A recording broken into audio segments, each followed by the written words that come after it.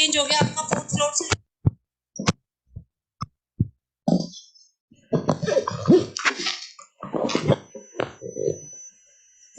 अभी ऑनलाइन में अभी आपके कमेंट्स का रिस्पॉन्ड करेंगे। सबसे पहले को इंट्रोड्यूस कर देती हूँ। नहीं, कुछ नहीं जानते बता देती हूँ। नाम Mrs Radha Sharma, MRS ma'am बोलते हैं, और मैं आपको ऑर्गेनिक केमिस्ट्री पढ़ूंगी, ठीक है।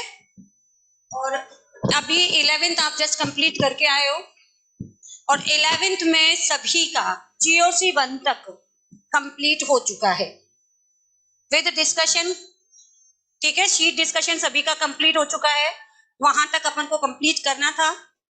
ऐसे तो DPP C1 से लेकर C8 तक भी कंप्लीट करना था, पर मे भी यदि DPP कंप्लीट नहीं हुई है कोई बात नहीं, उसको अपन यहाँ कंटिन्यू कर लेंगे, ठीक है।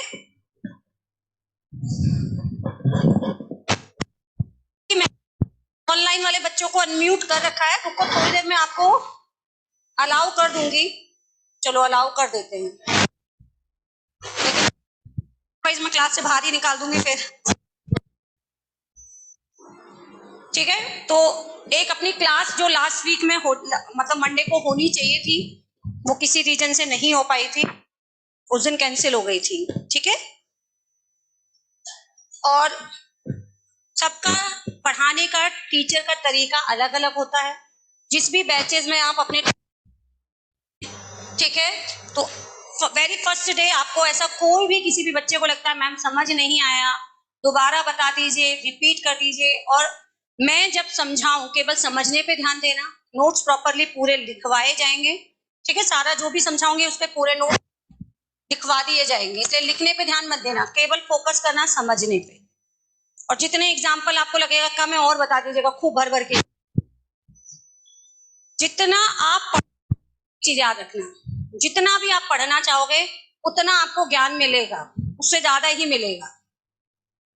एक सबसे इंपॉर्टेंट पॉइंट बताऊंगी, जो भी बच्चे 11th में जैसा भी आपका पढ़ाई का माहौल रहा, आप कोरोना की वजह से नहीं पढ़ पाए, ऑनलाइन की वजह से डिस्टर्ब भी आपके घर में socially, family wise, relation wise जो भी आपकी प्रॉब्लम्स रही, मान लो उन सब प्रॉब्लम की वजह से 11th अफेक्ट हुई, सपोज, ठीक है, अफेक्ट हुई, तो उस अफेक्शन का असर 12th में मत आने लेना।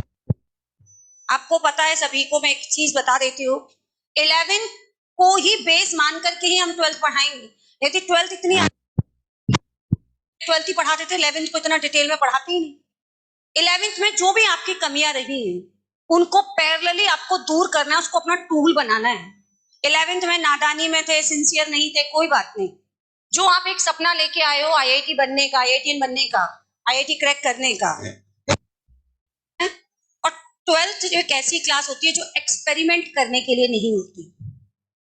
रीजन, 12th में आपको बोर्ड भी देने हैं, प्रैक्टिकल्स भी देने हैं, और अब कोरोना गया तो ये मान के चलो सारी चीजें प्रॉपरली होंगी, मोस्ट प्रोबेबली 99% नॉर्मल ही होंगी, जैसे कभी कोरोना से पहले 2018 तक होती थी, 18-19 तक। अब ऐसा नहीं है कि भाई प्रमोट हो जाएंगे, 10th में प्रमोट हो गए होंगे, इस तरह से ऐसा कुछ नहीं है। प्रॉपर एग्जाम होंगे, प्रैक्टिकल्स भी होंगे, बोर्ड की एग्जाम्स भी होंगी, JEE मेन भी दोगे, फिर JEE एडवांस भी दोगे।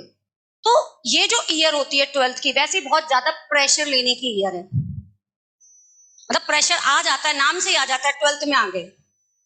तो वो जो प्रेशर है उसको हैंगओवर करने के लिए, उसको खत्म करने के लिए एक चीज याद रखना, आपको इतना सोचना ही नहीं है 11th में क्या कमियां रही, 11th में हम कहाँ घूमने जाते थे, कैसे दोस्तों से मस्ती करते थे, वो सब सोचना ही नहीं। सोचने के लिए आपके पास टाइम ही नहीं है, ये ध्यान रखो। आप केवल जो भी जैसे 11th में कभी कभी क्या बच्चा होता है घर से आया होता है तो बहुत अच्छा होता है, लेकिन थोड़ा सा ट्रैक से निकल गया। क्या कह रहे हो बेटा? अभी आवाज आ रही है ना? अच्छा, डिसकंटिन्यू हो जाता है, ठीक है, वो अभी अपन लगाएंगे, अभी रुको। तो आपको मेरा कहने का मीनिंग बस यही है कि सभी जब आप 12th पढ़ोगे और आपको बीच में टाइम मिलेगा, बीच में 12th में स्टार्टिंग में टाइम मिलेगा, कैसे, जैसे आपको पता है सभी को, अभी अपना ये कोर्स चलेगा केवल 14 मार्च तक। 14 मार्च से लेकर के 3 अप्रैल तक आपकी छुट्टियां हैं, ठीक है। जो भी बच्चे बाहर के हैं, छुट्टियां हैं, मन करता है एंजॉय करने का, ठीक है, कि भाई फुल्ली पूरी तरह से एंजॉय करें, गेम खेलें और कोई पढ़ाई वढ़ाई नहीं करना। उस टाइम पे कोचिंग तो आओगे, कोचिंग फिर भी खुलेंगी, ये ध्यान रखना, टीचर्स अवेलेबल रहेंगे, डाउट क्लासेस लगेंगी। उस टाइम पे 11th के एक सभी बच्चों को लिस्ट बनानी है। कैसे लिस्ट बनानी है? 11th में हर बच्चे ने यदि पढ़ाई की है और आप अच्छे बच्चे हो तो आपके साथ 3 तरह के टॉपिक होंगे। एक टॉपिक तो बहुत स्ट्रांग, मतलब अच्छे से समझ आ गया। एक वो टॉपिक होगा जो थोड़ा सा माइल्ड होगा, मतलब एवरेज होगा, कुछ कुछ पोर्शन समझ आ गया, कुछ कुछ पोर्शन समझ नहीं आया। और कुछ चैप्टर ऐसे होंगे जो बिल्कुल ब्लैंक, बर्बाद, मतलब कम समझ आए, बहुत कम समझ आए, जिस भी रीजन से उड़ गए, आपके वजह से नहीं कर पाए अटेंड, तो वो आपसे बेटर कौन बता सकता है? हमने तो सारे पढ़ा दिए कोचिंग वालों ने, तो वो आपको और वो हर बच्चे का अलग अलग हो सकता है। उसकी लिस्ट बनाओ इन एवरी सब्जेक्ट। जो चैप्टर बिल्कुल बेकार हो गए उसको इम्प्रूव करने का टाइम आपको ये जो छुट्टियां मिलेंगी उसमें पढ़ना, टीचर से समझना, जो भी आपके रेजो सर पे वीडियो डली हुई है उस सब टॉपिक की उनको दूर करना, क्योंकि एक भी चैप्टर बिल्कुल बेकार नहीं होना चाहिए, भले वो आपको एवरेजन आता हो। फिर उसको सुधारने का टाइम आपके जब भी 12th में अप्रैल से पेपर होंगे, मैं आपको बता देती हूँ प्लानिंग जब मिलेगी, अप्रैल से जब अपन पेपर लेते हैं 12th के, तो उसमें हमेशा एक टॉपिक हर सब्जेक्ट में 11th का होगा, ठीक है। जैसे आपका 12th का मान जो भी टॉपिक 12th का, जैसे मैं पढ़ाऊंगी जीओसी 2 स्टीरियो, तो फिर मैं उसके नीचे आपको जो प्लानिंग मिलेगी उसमें लिखा होगा जीओसी 1 भी पूछेंगे, फिर आईयूपीएसी पूछेंगे, आइसोमेरिन पूछेंगे। तो अभी आपका सारे चैप्टर ऑन एन एवरेज या बेस्ट होने चाहिए। कोई भी चैप्टर आपका ऐसा है जो बिल्कुल जीरो हो रखा है, तो वो बच्चा अप्रैल से पहले कोशिश करे कि उसको एवरेज तो बना ले, क्योंकि फिर बेटा 12th में जब अप्रैल से अपन आ जाते हैं, क्योंकि बच्चे को 12th वाले बच्चे को फिर कंटिन्यूस दिवाली पे ही छुट्टी मिलेगी, और दिवाली पे छुट्टी मिलने का मतलब दिवाली पे हम आपको कोर्स कंप्लीट कर देंगे। अब आप जब अप्रैल में आ जाओगे तो अप्रैल से कंटिन्यू, कोई राखी बीच में कोई छुट्टी नहीं, 15 अगस्त के अलावा कंटिन्यू आप सिर्फ दिवाली पे मिलोगे, और दिवाली का मतलब कोर्स कंप्लीट करके जा रहे होंगे आप 12th का, समझ आ रहा है। और 12th का कोर्स कंप्लीट करना दिवाली तक इसीलिए करते हैं ताकि बच्चे फिर रिवीजन करे, एनसीईआरटी पढ़े फॉर बोर्ड एग्जाम्स, और एनसीईआरटी के अलावा पढ़ेंगे तो जे एडवांस के लिए पढ़ना पड़ेगा। तो टाइम मैनेजमेंट अभी से स्ट्रॉन्ग करना, ये मत सोचना कि अभी तो हम 11th से 12th में आए हैं। 12th में आने का मतलब सिंसियरिटी, टाइम मैनेजमेंट अभी से करना। क्लियर है? ये पॉइंट बस मैं आपको समझाना चाह रही हूँ, ठीक है। 14th मार्च से 3 अप्रैल, 14th मार्च क्योंकि 17 होली है, 14 मार्च या 15 मार्च से, 13 से मान लो, लाइक 13 मान लो, 14 से इसलिए क्योंकि 13 मार्च को शायद मंडे पड़ रहा होगा ना, जो भी 13 को संडे या मंडे जो भी है उस वीक से आपकी 13, बस ये याद हो 13 14 में जो भी संडे है उससे आपकी छुट्टियां है। मैंने 14 बोला, वो 13 को होगा एग्जैक्टली, बट उससे लेकर 3 अप्रैल तक आपकी छुट्टियां, वापस अपन की क्लासेस रिगेन होंगी 4 अप्रैल से। छुट्टियां तो कंफर्म है, 100% छुट्टियां कंफर्म है, ठीक है। एंजॉय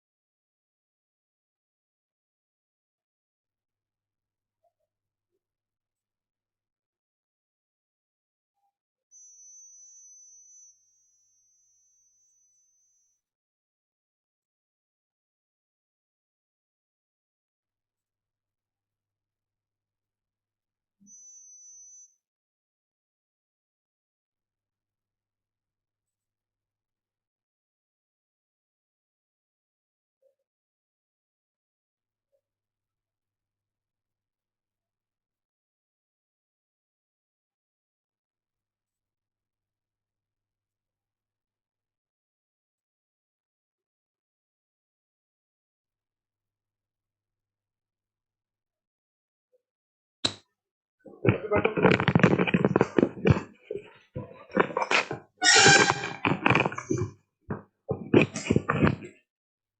बेटा, कॉपी दिखाओ।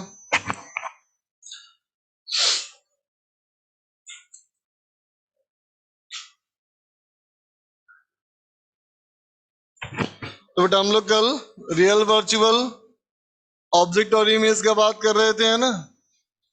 चलो बेटा उसी का एग्जांपल देखें। एक नोट नहीं करना है, सिर्फ देखना है।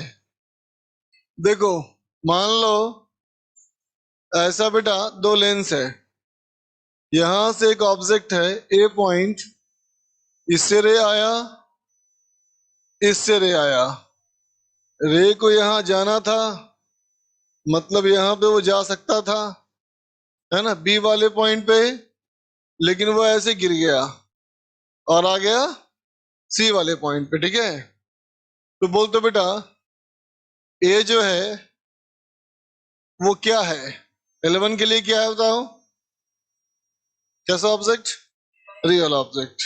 ए जो हमारा है बेटा रियल ऑब्जेक्ट फॉर L2 है ना, सॉरी L1 है।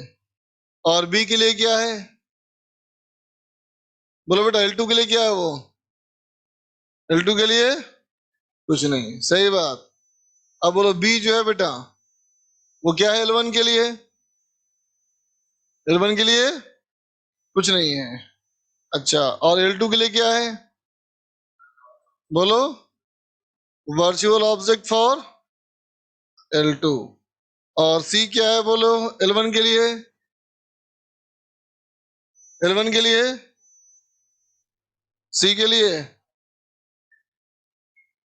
रियल इमेज, किसके लिए, L1 के लिए। और L2 के लिए बोलो वर्चुअल इमेज, किसके लिए, L2 के लिए। फिर चेक करें, बोलो बेटा L1 के लिए इंसिडेंट रे कौन, ये इंसिडेंट रे बोलो बेटा, और ये रिफ्लेक्टेड रे, रिफ्रैक्टेड रे। इंसिडेंट रे किस तरफ इसकी है, लेफ्ट साइड है। इंसिडेंट रे का इंटरसेक्शन पॉइंट कहाँ है,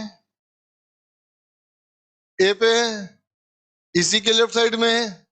जिस तरफ रे है उसी तरफ ऑब्जेक्ट है, तो रियल ऑब्जेक्ट हो गया, बिल्कुल सही है ना।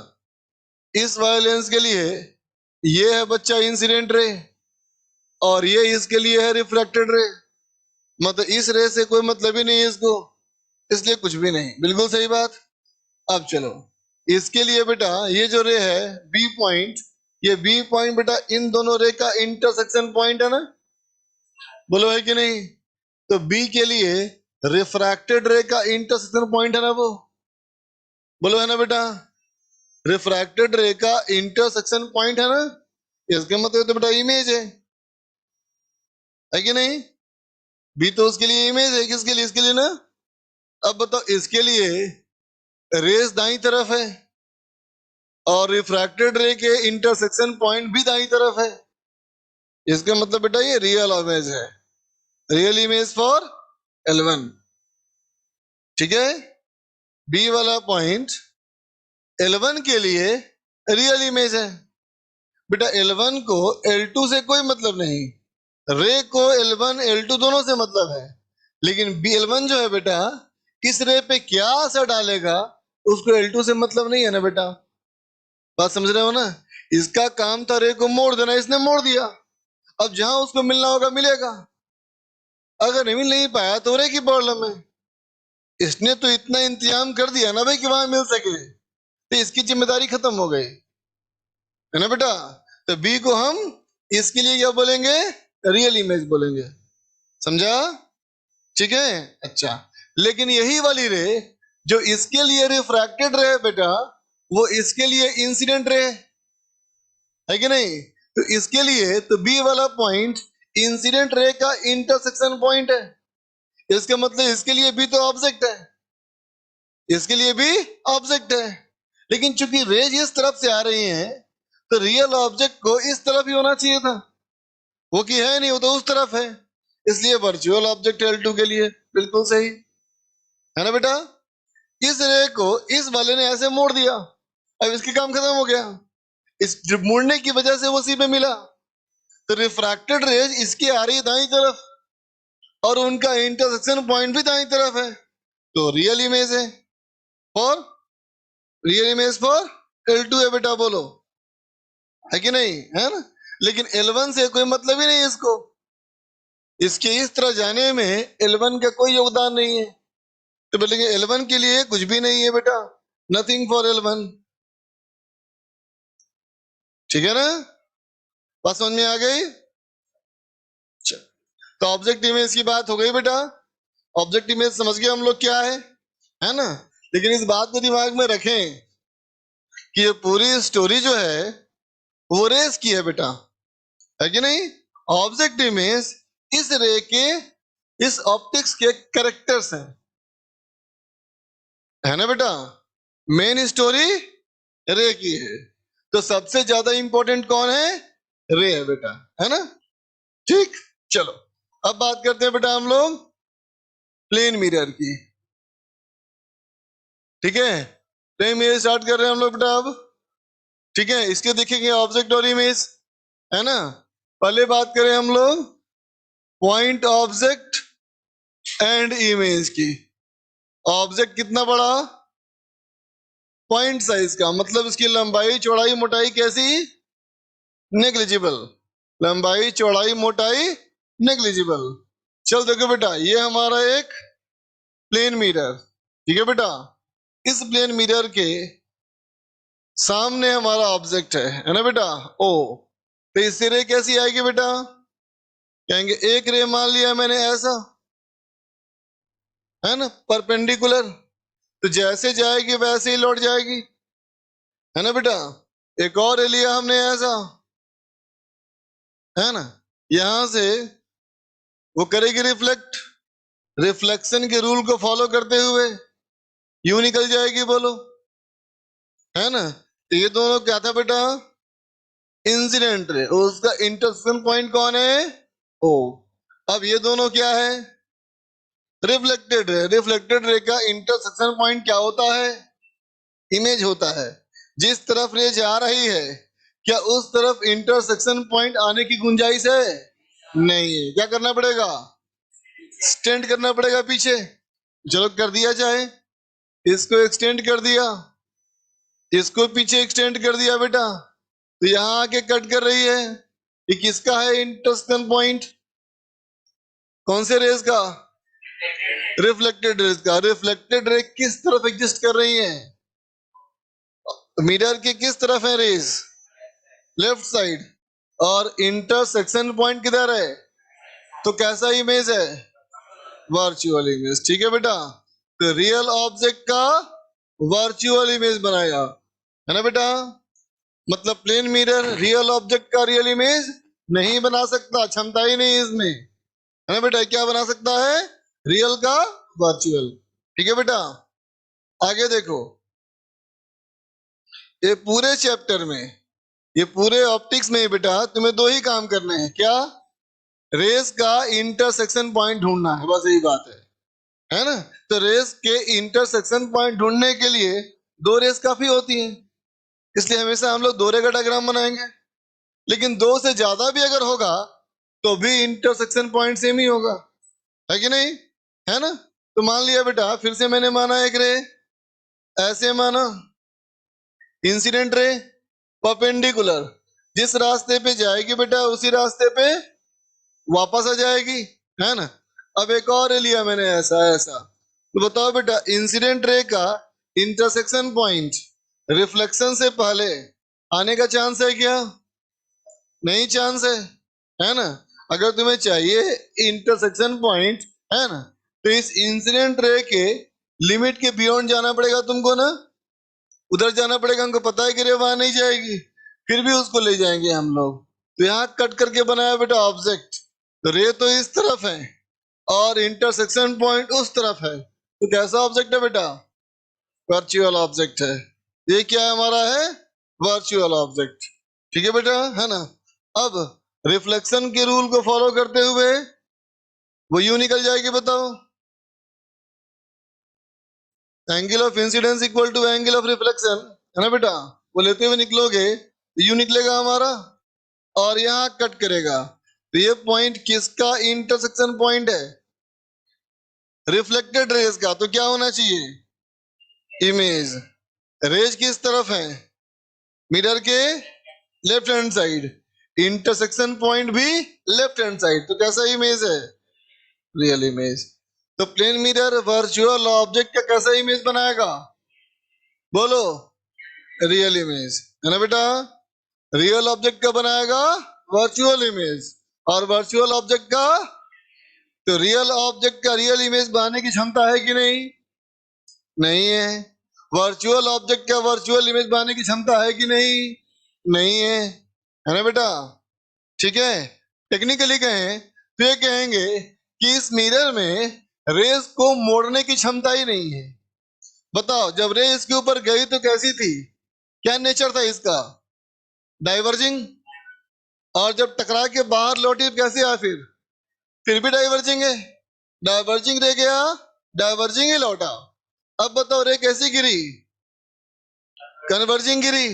और निकला कैसा देखो, फिर से कन्वर्जिंग गया। कन्वर्जिंग आया और कन्वर्जिंग गया, मतलब रे को मोड़ने की क्षमता इसमें नहीं है ना बेटा। कोई भी दो रेज जिस एंगल पे जाके गिरेगी, उन दो रेज के बीच में रिफ्लेक्शन के बाद भी वही एंगल होगा। ठीक है ना। इसमें रे को बेंड करने की क्षमता नहीं है। ये डिविएट जरूर कर सकता है, लेकिन जो दो रे गिरेगे बेटा, उनको बराबर डिविएट करेगा। बराबर करेगा इसका मतलब क्या हुआ?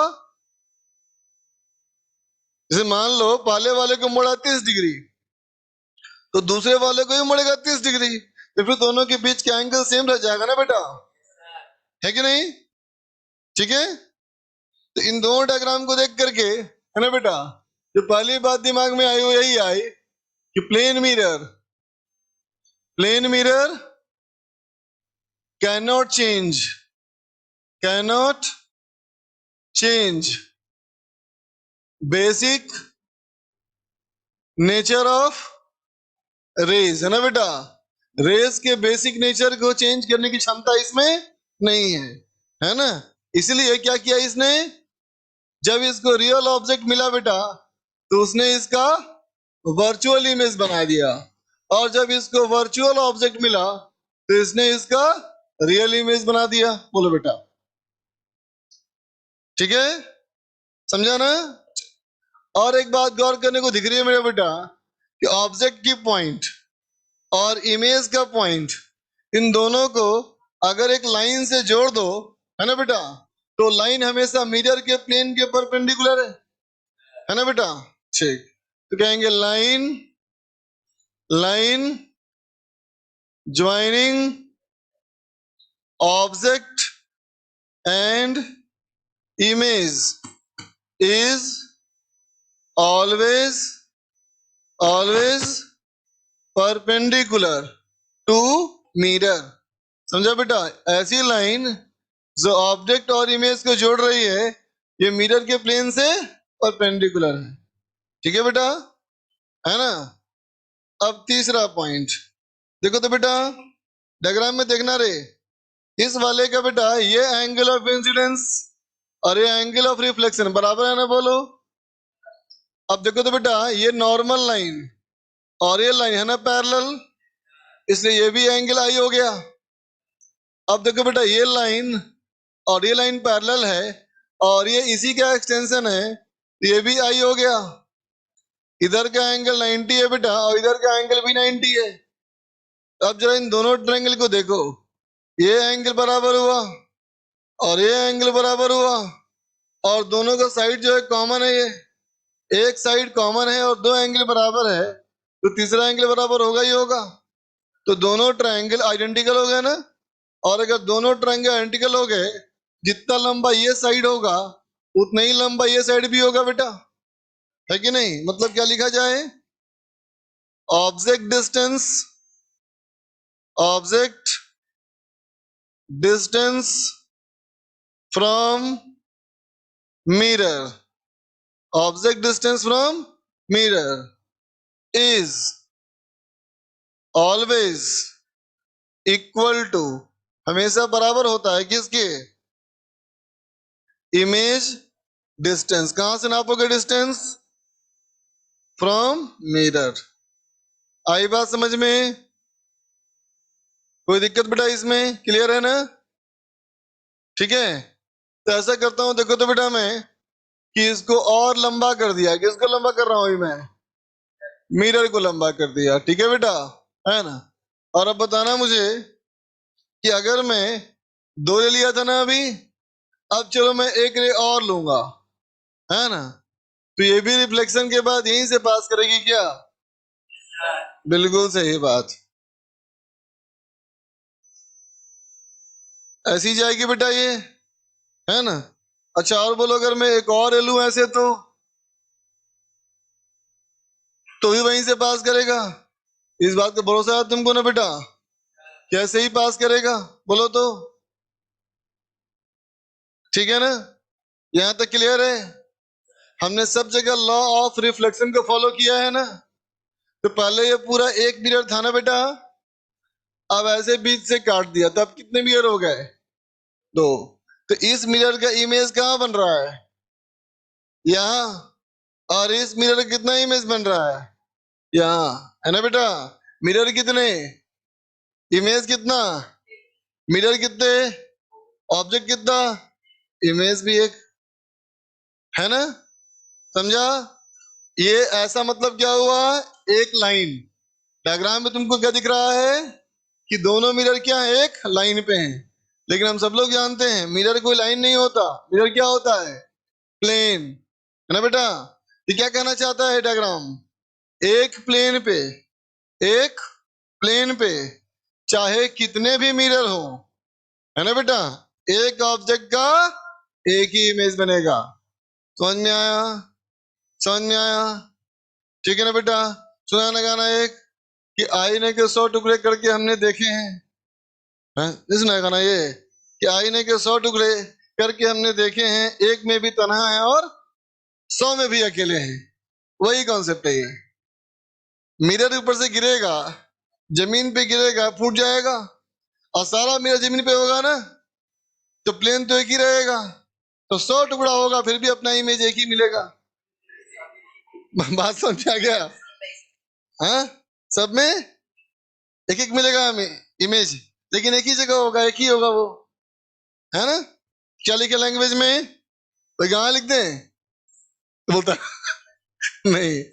देखो कॉन्सेप्ट बेटा, कहेंगे one plane of mirror, one plane of mirror, one plane of mirror form only one image, है ना बेटा? मिरर के एक प्लेन से एक ही इमेज बनता है ना? No matters, no matters how many mirrors, how many mirrors are placed in that plane. समझ गया? उस प्लेन में कितने सारे मिरर रखे हैं, इन बातों से फर्क नहीं पड़ता। ठीक है बेटा? देख ले। हाँ, can't change basic nature of rays. करने का मतलब बेटा, कन्वर्जिंग मिरर रे गिरेगा तो कन्वर्जिंग ही निकलेगा, डाइवर्जिंग रे गिरेगा तो डाइवर्जिंग ही निकलेगा। हाँ बोलो। वर्चुअल का एग्जांपल बताते हैं। कभी तुमने 2 मिरर साइड बाय साइड रख करके कभी ये देखा है कि एक मिरर का इमेज दूसरे मिरर में आ रहा हो? हाँ, ठीक है ना? तो अब समझ, तुम जब खड़ा हो गया पहले मिरर के सामने, तो उस मिरर के लिए तुम्हारा जो इमेज बन रहा है, तुम सामने जो देख रहे हो, तुम वो रियल ऑब्जेक्ट और वह है वर्चुअल इमेज, वर्चुअल इमेज, है ना बेटा? ठीक है, अब उसका जो इमेज बनेगा, है ना, तो क्या हो जाएगा? वर्चुअल ऑब्जेक्ट का इमेज बनेगा वो। ठीक है ना? वैसे ऐसे सोचने के लिए कल ही मना किया तुमको था, दिमाग में आता है बात क्या, रियल ऑब्जेक्ट समझ में आता है, हाथी घोड़ा कुत्ता बिल्ली हम तुम रियल ऑब्जेक्ट, ये वर्चुअल कौन सा ऑब्जेक्ट है? ऐसे कल मना किया था ना, कहा था ना ऑब्जेक्ट इमेज कोई चीज नहीं है, सिंपल रो की रे के इंटरसेक्शन पॉइंट है ना।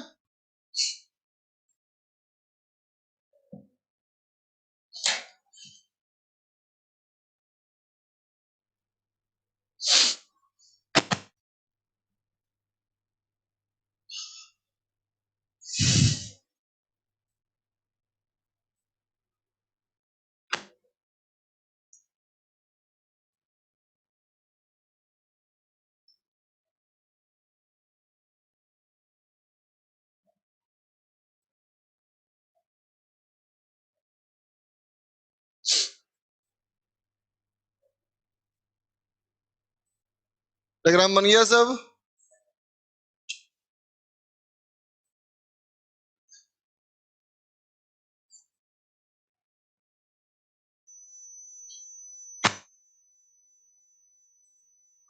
चलो अभी इस डायग्राम को देखो बेटा, फिर से रियल ऑब्जेक्ट है और ये वर्चुअल इमेज है ना, ठीक है।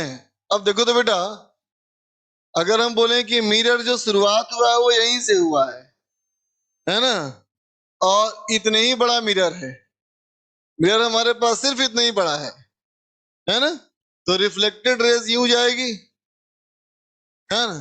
कहोगे इन्हीं दोनों के अगर और भी क्यूरे ड्रॉ करोगे बेटा तो इन दोनों से बीच से जाएगी ना, है कि नहीं बेटा, इन दोनों के बीच से जाएगी, क्लियर है बेटा, ठीक है। तो बोलो तो अगर ये मिरर है बेटा, है ना, अगर हम यहाँ पे खड़े होकर देखेंगे तो हमें क्या दिखेगा, ऑब्जेक्ट की इमेज, बोलो कुछ नहीं दिखेगा। और अगर यहाँ खड़े होगे तो क्या दिखेगा, बोलो ऑब्जेक्ट दिखेगा, है ना। कि ऑब्जेक्ट की एक रे ऐसे भी आ सकती है हमारी आंखों में, तो ऑब्जेक्ट हमें दिख सकता है ना बेटा, लेकिन यहाँ खड़े होंगे तो कुछ भी रे नहीं पहुंचेगा हमारे पास, ना तो ऑब्जेक्ट की रे ना ही इमेज की रे। लेकिन अगर यहाँ खड़े हो जाए तो दोनों दिखेगा, ऑब्जेक्ट देखोगा इमेज, मतलब इंसिडेंट रे हमारे तक आ सकता है ना, और रिफ्लेक्टेड रे के बीच में खड़े हैं हम, है ना। तो देखो बेटा, अगर हम इस जोन में खड़े होंगे तभी हमको इमेज दिखाई देगा, और कहीं जोन से इमेज दिखाई नहीं देगा, है ना बेटा, ठीक है। तो जिस एरिया से, जिस जगह से इमेज दिखाई पड़ती है बेटा उसे बोलते हैं फील्ड ऑफ व्यू, ठीक है, फील्ड ऑफ व्यू। अगला पॉइंट लिख लिया जाए, कहेंगे बेटा region the region of reflected rays, the reason of reflected rays, है ना बेटा, is called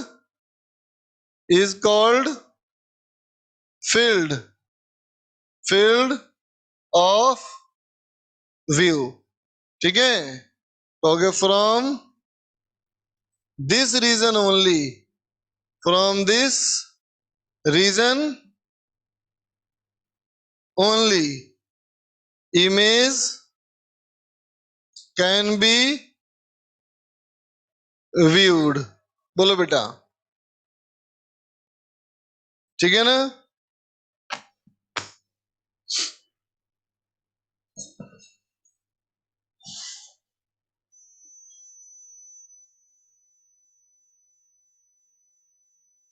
आकाश क्या लिख रहा है रे?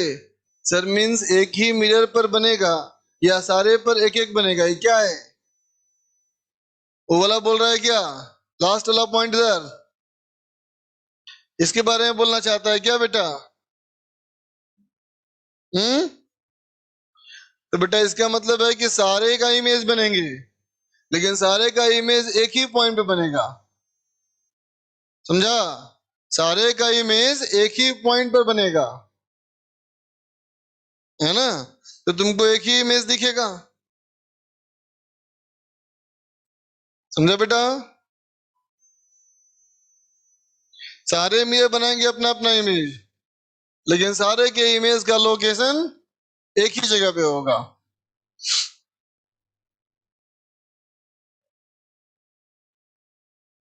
और अनुज अनुज भट्ट, तुम्हें कहाँ दिक्कत है, किसने कौन सी दिक्कत है बेटा?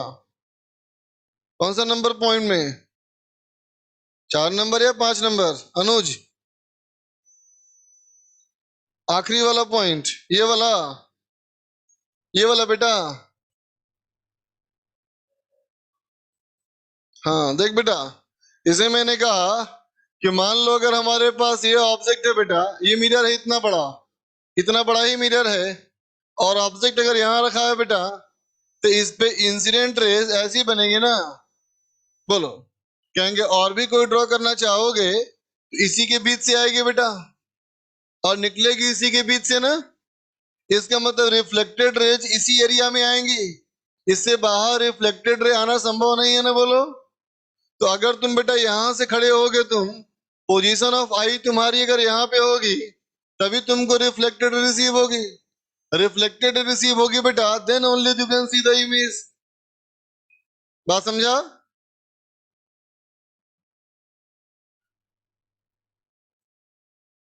चलो क्वेश्चन देखा जाए बेटा। जब भी क्वेश्चन पूछता हो कि इमेज कहाँ बनेगा, है ना, ठीक है, तो उसके लिए ये वाला पॉइंट और ये वाला पॉइंट सबसे इंपॉर्टेंट है ना। क्वेश्चन देख दो बेटा, सवाल कहता है coordinate find coordinate of image. Image जहां बनेगा उसका बताना है तुम्हें कोऑर्डिनेट, ठीक है। किसका बनाना है image? Of origin O origin का इमेज बताना है कहाँ बनेगा। पहला वाला क्वेश्चन कहता है बेटा, ये मान ले हमारा एक्स और वाई एक्सिस है ना बेटा, और ये तुम्हारा है ऑब्जेक्ट, ठीक है। कहता है मिरर जो है वो ऐसे रखा हुआ है ना, और एक्स एक्सिस को जहां ये कट कर रहा है बेटा, इसका कोऑर्डिनेट है 5 सेंटीमीटर कॉमा 0। तो इमेज पूछा है बेटा। दूसरा हमारा क्वेश्चन है, ये वाई एक्सिस और ये एक्स एक्सिस, ये हमारा हो गया बेटा ओरिजिन, ठीक है। अब कहता है मिरर जो है वो ऐसे रखा हुआ है, ऐसे नहीं, मिरर हमारा यहाँ रखा हुआ है बेटा, मतलब एक्स एक्सिस के पैरेलल। एक्स वाई प्लेन जो है, X Z plane, X Y Z ऐसे होगा ना, तो एक्स जेड प्लेन के रखा है पैरेलल, ठीक है। और इन दोनों जो पॉइंट्स हैं इसके दिए हैं तुम्हें कोऑर्डिनेट, दिया है बेटा 3,2 और ये दिया है बेटा 3,6, ठीक है। एक्स भी तुम्हारा सेंटीमीटर में है और वाई भी सेंटीमीटर में है, तो इमेज का निकालना है बेटा कोऑर्डिनेट, ठीक है। दो पार्ट है सवाल के, दूसरे पार्ट है, दो सवाल मानो तुम, ये बी हो गया, है ना, और ये तीसरा सवाल है, 3 सवाल कहो इसको तुम। ये हमारा फिर से एक्स वाई एक्सिस, ठीक, फिर से ऑब्जेक्ट हो गया बेटा ये, और कहता है कि ऐसे रखा है एक मिरर, ऐसे रखा है एक मिरर, मिरर जो है जहां से कट किया बेटा एक्स को, इसका कोऑर्डिनेट है बेटा 5 सेंटीमीटर कॉमा 0, और ये जो एंगल बन रहा है, ये एंगल बन रहा है 37 डिग्री, ठीक है। तो इमेज का बताना है बेटा कोऑर्डिनेट, करो तो।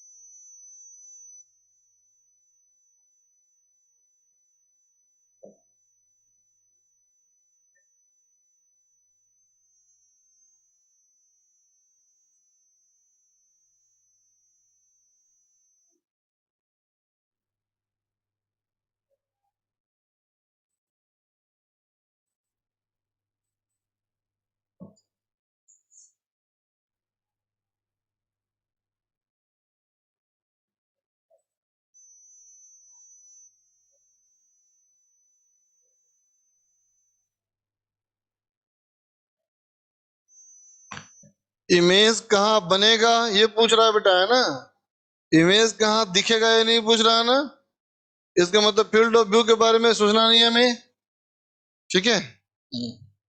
हमें सिंपल बेटा रिफ्लेक्टेड रेज का इंटरसेक्शन पॉइंट बताना है कहाँ होगा।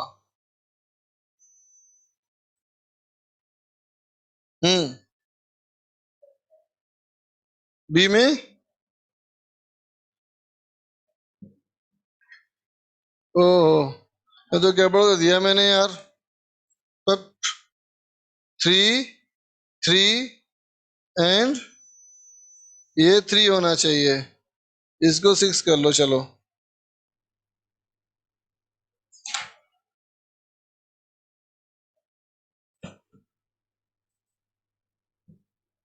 दोनों का वाई सेम होगा ना।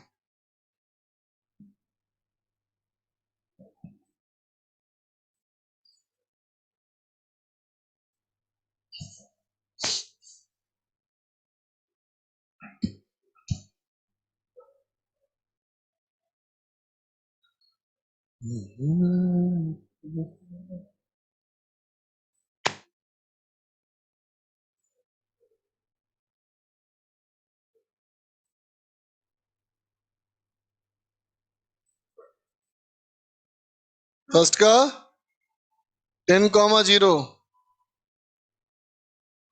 सेकंड का 6,0। हाँ 0,6 सही, बिल्कुल सही। हाँ हाँ बिल्कुल सही। थर्ड का बताओ, 3,4। 3,4 थर्ड का नहीं, चेक करो।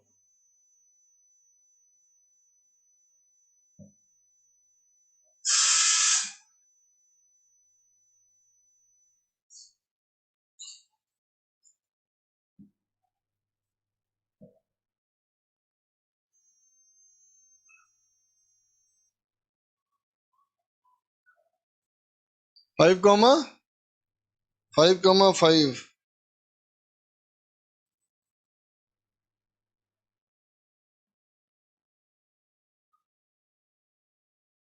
9/2,6। हम्म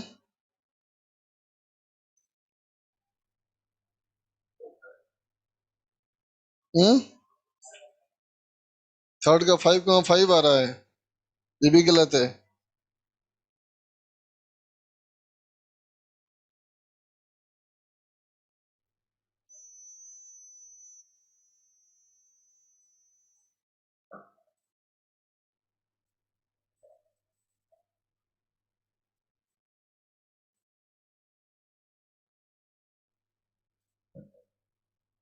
अग्रिम का आ गया आंसर। गुड अग्रिम।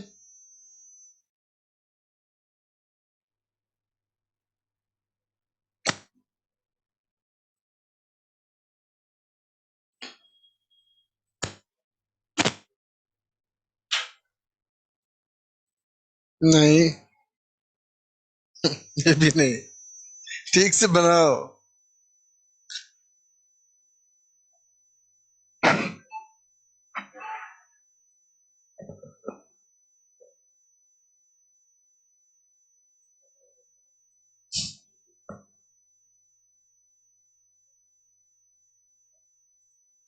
लिया बेटा, 5 सेकंड हुआ। चल देख, कॉन्सेप्ट तो भाई बेटा ऑब्जेक्ट इमेज का लाइन मिरर से परपेंडिकुलर ना। तो ऑब्जेक्ट अगर यहाँ बना हुआ है बेटा हमें, तो मिरर से परपेंडिकुलर तो एक्स हो गया एक्सिस। इसका मतलब इमेज बच्चा एक्स पे ही होगा ना। तो चलो इमेज मैंने मान लिया यहाँ पे है इमेज आई, तो कहेंगे ऑब्जेक्ट का डिस्टेंस अगर हमारा 5 सेंटीमीटर है बेटा, तो इमेज की दूरी भी 5 सेंटीमीटर ही होगी। तो 5 और 5 10 हो गया, तो इसका कोऑर्डिनेट हो गया बेटा 10 सेंटीमीटर, 0 कंप्लीट, ठीक है ना। अब कहेंगे ऑब्जेक्ट इमेज का लाइन मिरर के प्लेन से परपेंडिकुलर, लेकिन मिरर तो इतना ही सा है, कोई भी लाइन ड्रॉ करेंगे इस पे तो परपेंडिकुलर ही होगा वो। तो क्या करेंगे, कहेंगे मिरर के साइज इंपॉर्टेंट नहीं है बेटा, मिरर का प्लेन है इंपॉर्टेंट। प्लेन का साइज तो इनफाइनाइट है कि नहीं। तो कहेंगे इसका परपेंडिकुलर का मतलब हो गया वाई एक्सिस। इसका मतलब वाई पे होगा इमेज, इसका मतलब बेटा इमेज यहाँ कहीं होगा ना, बोलो, है ना बेटा। तो कहेंगे देखो ऑब्जेक्ट यहाँ से 3 सेंटीमीटर ऊंचा है बेटा मिरर से, सॉरी ऑब्जेक्ट से मिरर ऊंचा है ना 3 सेंटीमीटर, तो इमेज जो होगा बेटा मिरर से 3 सेंटीमीटर ऊंचा होगा। इसका मतलब इसका इमेज कहाँ बनेगा, 0,6 सेंटीमीटर पे, ठीक है ना। समझ में आ गया बात। अब आ जाओ बेटा तीसरे सवाल में, कहेंगे ये है मिरर, तो मिरर क्या बनाएंगे बेटा, प्लेन, इसको एक्सटेंड करके लंबा कर देंगे, है ना। और अब कहेंगे देखो यहां से हम ड्रॉ करेंगे परपेंडिकुलर, ये हो गया 90 डिग्री का एंगल, ये भी हो गया 90 डिग्री का एंगल। अब जो ये हमारी दूरी है बेटा उतनी ही दूरी यहां भी होनी चाहिए, मतलब यहां कहीं बनेगा इमेज ने, बताओ, बोलो, डायग्राम क्लियर है ना बेटा। तो देखना बेटा अगर मैं कहूं कि इस ट्रायंगल पे फोकस करो, तो इस राइट एंगल ट्रायंगल में ये है ना बेटा हाइपोटेनस, हाइपोटेनस है ना ये, ठीक है। तो ये बेस हो गया 4 सेंटीमीटर, और ये परपेंडिकुलर हो गया 3 सेंटीमीटर। हमें बेस से मतलब नहीं, हमारे काम का तो ये है, तो ये अगर 3 सेंटीमीटर है बेटा, तो ये भी हमारा 3 सेंटीमीटर है कि नहीं। तो बताओ ऑब्जेक्ट से इमेज की दूरी कितनी हो गई, 6 सेंटीमीटर ना बेटा।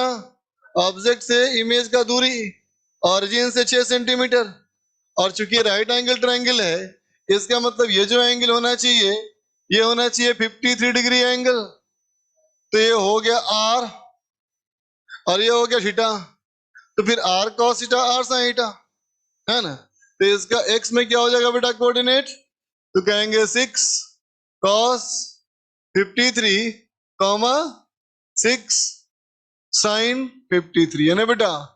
इसका मतलब क्या हो गया 18/5 सेंटीमीटर और 24/5 सेंटीमीटर। आ गई बात समझ में, क्लियर सबको।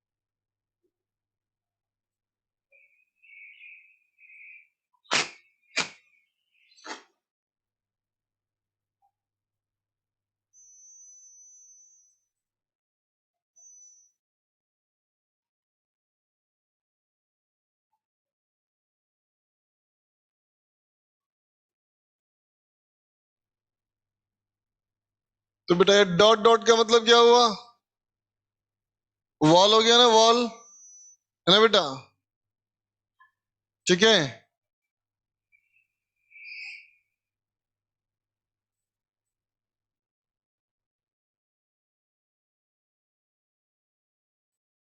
ये दूरी है बेटा 120 सेंटीमीटर की, ठीक है।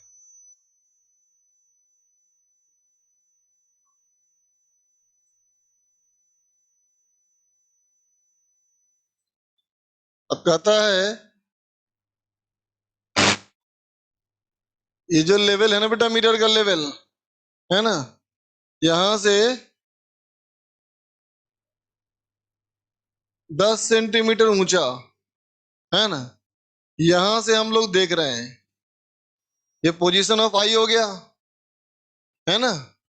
इसके नीचे से यहां से 10 ऐसे कर लो, जमीन से 50 सेंटीमीटर ऊंचा, है ना बेटा, यहां से हम देख रहे हैं, ठीक है।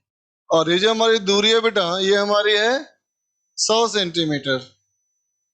ठीक है, इधर देख रहे हैं तो हमें इस मिरर में इसका इमेज दिखाई देगा ना वॉल का, है ना। तो कहता है बेटा find find length of wall, find length of wall visible in the mirror, visible in the mirror। कहता है बताओ इस आईने में हमें इस वॉल का कितना दूर वॉल दिखेगा हमको। सवाल समझ गया सब लोग? चलो करो।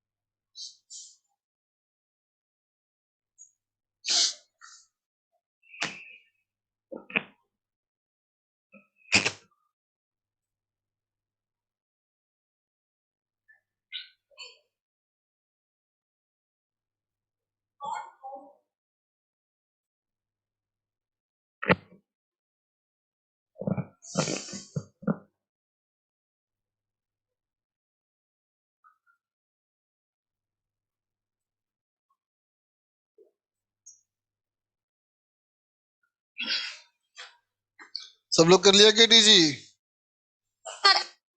केटी थर्मोडायनेमिक्स कर लिया? कब करने का था? दोबारा फिर करने का था? जो पहले डिस्कस किया था वो तो हो गया, फिर दोबारा किया। वन कंप्लीट कर लिया, एक्सरसाइज वन सब लोग कर लिया, एक्सरसाइज वन कंप्लीट। हाँ नहीं किया? पूरा भी नहीं हुआ है, छोड़ दो। एक्सरसाइज टू का पार्ट वन करो। फिर कितना किया है? सब लोग साथ साथ कर रहे हैं, सब लोग साथ साथ करेगा तो आपस में डिस्कस कर पाएगा ना पूरा, है ना।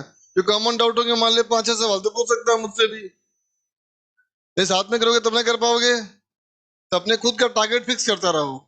आज वेंसडे है, दिमाग में रखो कि इस वीक में पूरा क्या करना है हमको, कि KTG thermodynamics, calorimetry, heat transfer, calorimetry और थर्मल एक्सपेंशन दोनों का एक्सेस टू का पार्ट वन कर लेना है ना।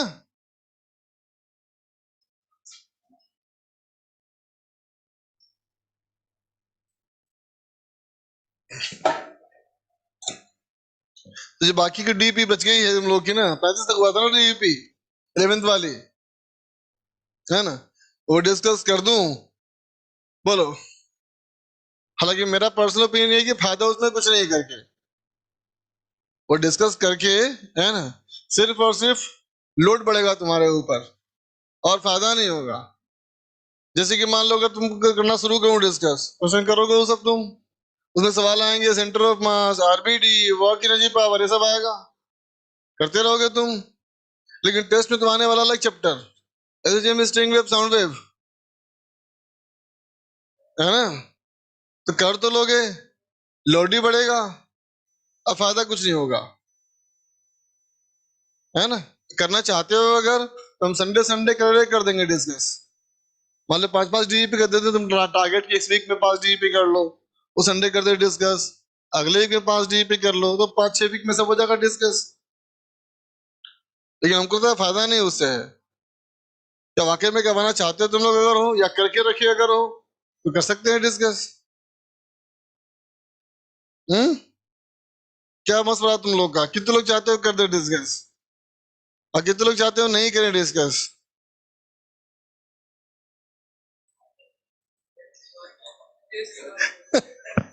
मुझे लगता है कि ऐसे इसको छोड़ देते हैं। अगर तुम कोई प्लान नहीं तो छोड़ देते हैं, उससे बेटर ये है कि इन सब चैप्टर्स का हम कर देते हैं डिस्कस क्लास में, जैसे कि STM, string wave, sound wave, और क्या केटीजी थर्मोडायनामिक्स और कैलोरीमेट्री, सबका एक्सरसाइज 2 का पार्ट 1 कर लो, वो क्लास में करते जाएंगे डिस्कस, वो ज्यादा फायदेमंद होगा, क्या है ना। तो एक स्पीकर टारगेट रखो, क्या टारगेट इस वीक का है? केटीजी थर्मोडायनामिक्स और टेस्ट क्रेडिट पता है कि नहीं? कब है टेस्ट? पता नहीं ना है अभी? अगर पता नहीं है इसका मतलब 2 वीक तो बचा ही है। हाँ, एडवांस का, एडवांस का मेजर टेस्ट होगा, हाँ वो तो होगा, तो उसके बाद ही होगा। हाँ, एडवांस का टेस्ट कब है? 14th को, शायद संडे को जाने वाला होगा। हाँ तो अभी तुम लोग अगला टेस्ट की तैयारी करते रहो। अभी अगले वीक में केटीजी थर्मोडायनेमिक्स और थर्मल एक्सपेंशन कैलोरीमेट्री दोनों के एक्सरसाइज 2 का पार्ट 1 कर लो, मंडे कर देंगे डिस्कस, ठीक है? कितना सारा है? 30। Anybody else? 30 नहीं आएगा, ज्यादा आएगा उससे, चेक करो। हम्म, नहीं ड्राइंग बनाए करो।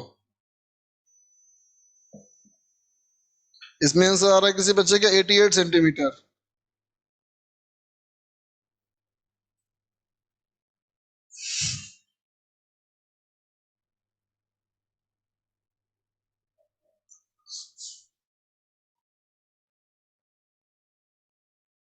हम्म, 88 ही आ रहा है।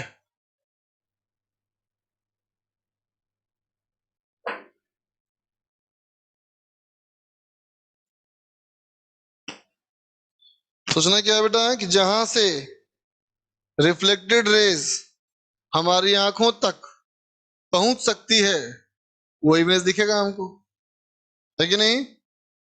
चलो देखो मैं ही करता हूं, देखो तो बेटा, यहां से तुम देख रहे हो ना, तो मिरर को यूज करोगे तो आखिरी पॉइंट यहाँ इस्तेमाल करोगे और यहाँ इस्तेमाल करोगे ना, बोलो। तो मानो कि यहां से अगर कोई रे तुम्हारी आंखों तक पहुंची है, अगर रे तुम्हारी आंखों तक पहुंची है, इसका मतलब वो रे तो आया होगा यहां से, बताओ, बोलो है कि नहीं? है ना? अब इसके नीचे से आने वाली रे जो होगी वो तुम्हारी आंखों नहीं पहुंच पाएगी, देख नहीं पाओगे, मतलब यहां से ऊपर दिखेगा तुमको, है कि नहीं बेटा? ठीक है, उसी तरह से कहोगे बेटा कि जो रे वो यहाँ पहुंच रही होगी, ऐसे पहुंची होगी आंखों तक, है ना? उसी तरह से जो यहां से आया होगा वो दिखेगा बेटा, है कि नहीं? इसका मतलब ये लाइन तुमको दिख जाएगी पूरी पूरी, बताओ। तो इसी लाइन का बेटा हमें लंबाई निकालना है, ठीक है ना? सुना ध्यान से, तो बोलो बेटा इसको अगर मैं ऐसे ड्रॉ कर दूं तो 2 सिमिलर ट्रायंगल दिख गया तुमको, सिमिलर ट्रायंगल है ना? तो बेटा सिमिलर ट्रायंगल में क्या होता है, बोलो कॉन्सेप्ट? करेस्पॉन्डिंग साइड्स का रेशियो बराबर होता है ना? तो चलो इस दूरी को मैंने मान लिया x1, तो क्या बोलोगे, x1 अपॉन ये कितना 100 है ना, इज इक्वल टू ये 10 डिवाइडेड बाय ये बेस कितना है, ओह ये तो 120 था ना, ये 100 था ना, बोलो। तो x1 कितना हो गया बताओ? 0 कैंसिल हो गया, 0 यहाँ कैंसिल हो गया, तो 12 सेंटीमीटर ना बेटा, x1 निकल गया 12 सेंटीमीटर, क्लियर ना? उसी तरह से अब यहां से ड्रॉ कर दो बेटा, बोलो, है कि नहीं? तब कहेंगे देखो ये एंगल और ये एंगल बराबर होगा ना, बोलो। तो यहां भी बन गया एक सिमिलर ट्रायंगल, ये दोनों ट्रायंगल बन गया ना सिमिलर ट्रायंगल, है ना बेटा? तो कहेंगे देखो इसको अगर तुम मान लो बेटा x2, किसको, यहां से यहां, ये भी सिमिलर ट्रायंगल लगाओ, क्या लिखोगे बोलो, x2 divide by 120 equal to ये कितना 30 ना, 30/100, ये 0 कैंसिल, ये 0 cancel, x2 equal to 36 centimetre, बोलो, है ना बेटा? और अगर ये 40 सेंटीमीटर है तो हमको तो पता ही है कि ये भी 40 सेंटीमीटर ही होगा, है ना? तो टोटल डिस्टेंस हमें क्या दिखेगा बेटा, s equal to x1 plus 40 plus x2 equal to 88 centimetre, बोलो। सब लोग ये बात समझ गए? कोई दिक्कत? क्लियर है बेटा? हम्म,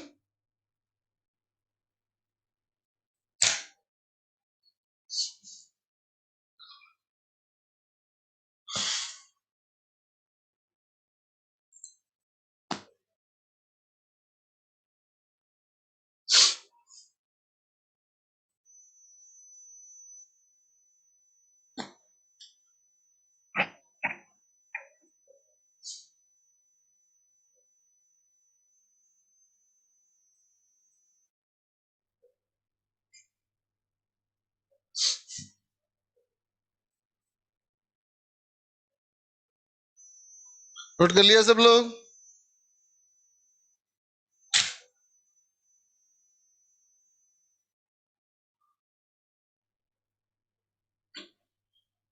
अब देख बेटा, इस सवाल को सॉल्व करने के डायग्राम में आने का एक और तरीका हो सकता है जो थोड़ा सा आसान होगा। कैसे? तो यूं सोचना, यूं सोचो कि देख बेटा, अगर हम कमरे में खड़े हैं बेटा, है ना, और तो बाहर की चीज हमें जो भी दिखती है इस खिड़की की दिखती है ना बेटा, इस विंडो की वजह से ये बाहर दिखता है ना। ये दीवार जो है वो तो ब्लॉकेज है, बोलो है ना, है कि नहीं? विंडो जो खिड़की है बेटा, उसी के थ्रू बाहर दिखता है हमें। तो बताओ, तो जितना बड़ा विंडो चौड़ाई का है, कि दुनिया हमको यहां से बाहर उतनी बड़ी दिखती है कि उससे बड़ा देख पाते हैं हम? देख पाते हो ना?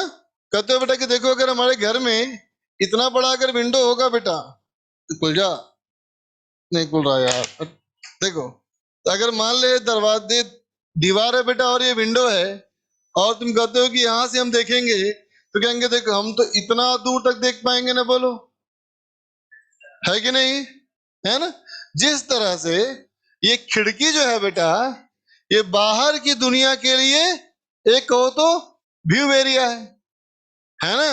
उसी तरह से क्या कहना, मिरर जो है ना, वो इमेज का विंडो है ना? मिरर क्या है? इमेज का विंडो है। हम बिल्कुल समझते हैं कि भाई दीवार हमारे पीछे है, दीवार हमारे पीछे है और हम आगे देख रहे हैं, है ना? तो दीवार तो पक्का ही देख रहे हैं, हम दीवार का इमेज देख रहे हैं। सोचो ना, सामने दीवार हो, सामने मिरर हो और पीछे की दीवार हो, ऐसे खड़े होंगे तो हम तो इमेज देख रहे होंगे ना उसका, है कि नहीं? है ना? तो चलो पहले इमेज ही मान लेते हैं। तो हम कहेंगे देखो, इतना बड़ा अगर हमारा, इतना बड़ा दीवार अगर है, कितना दूर है? 120 सेंटीमीटर बेटा। तो यहां से 120 पीछे दीवार ऐसी बन रही होगी ना, बोलो, ये दीवार होगी ना, ठीक है, बहुत बड़ी दीवार होगी, है ना? दीवार बेटा बहुत बड़ी बनेगी ना, इमेज, है ना बेटा? अब कहोगे मिरर जो है, विंडो है, खिड़की है, जहां से हमको वो दिखेगा इमेज, है ना? तो कुछ नहीं, आसान तरीका ये है ना, आई मिरर तुम्हारा खिड़की है, तो कहां से कहां दिखेगा? ऐसे ड्रॉ कर देंगे, ऐसे ड्रॉ कर देंगे, यही दिखेगा, बोलो। ये डायग्राम माना है ना आसान, ठीक है? और तुम एक बार में बोल दोगे कि यहां से यहां पूरी दूरी कितनी है, बताओ? तो 100 ये और 120 ये, 220 सेंटीमीटर ना बेटा। अब कहोगे छोटा ट्रायंगल है बड़ा ट्रायंगल सिमिलर ट्रायंगल, तो हाइट और बेस के रेशियो बराबर, तो बोलो इसकी कितनी दूरी थी? 100 सेंटीमीटर, और ये कितना है? 40। तो 40/100 बोलो इज इक्वल टू, ये दूरी कितना है? 220, और ये मान लेते हैं x, तो x बाई 220, एक बार में निकल गया, x इक्वल टू 88 सेंटीमीटर। आई समझ में बात? क्लियर हो गया बेटा? ठीक है ना? तो चलो, जैसे मैंने अभी बताया तुमको ना, एग्जैक्टली उसी मेथड से मुझे ये बना के बताओ सवाल। सवाल कहता है देखो क्या, कि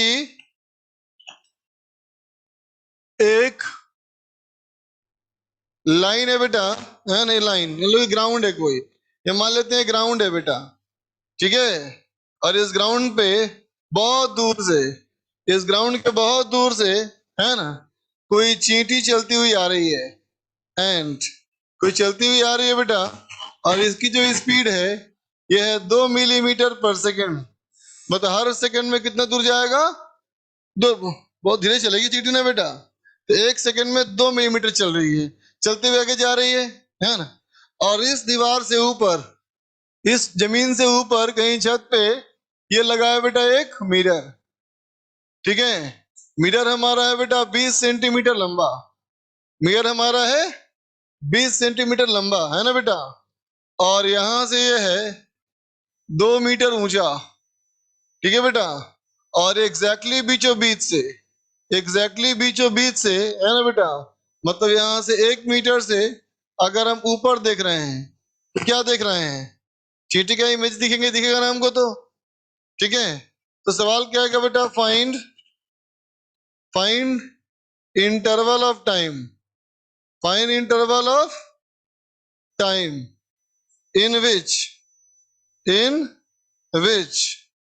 and will be visible. Question में भले ही लिखा है बेटा एंड, लेकिन बिल्कुल हम समझते हैं कि एंड थोड़ी दिखेगा हमको, एंड का इमेज दिखेगा, ठीक है ना। चलो करो सेम तरीके से।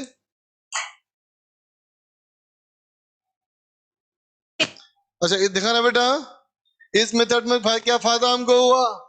ये 10 सेंटीमीटर का यूज नहीं आया ना, नहीं आया ना। मतलब यहां से देखेंगे, ऊपर से देखेंगे और ऊपर से देखेंगे तो फर्क ही नहीं पड़ता, सेम ही आंसर आएगा, है कि नहीं? क्योंकि यहाँ हमको क्या करना पड़ा? 10 का अलग काम करना पड़ा, 30 का अलग काम करना पड़ा, इसमें कुछ नहीं करना पड़ा। करो।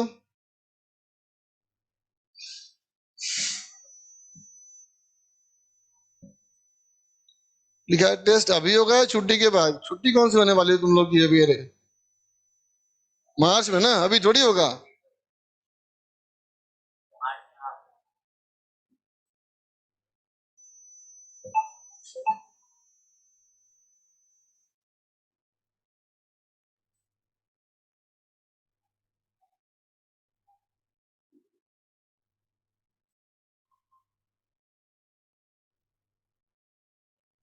हम्म, 100 सेकेंड।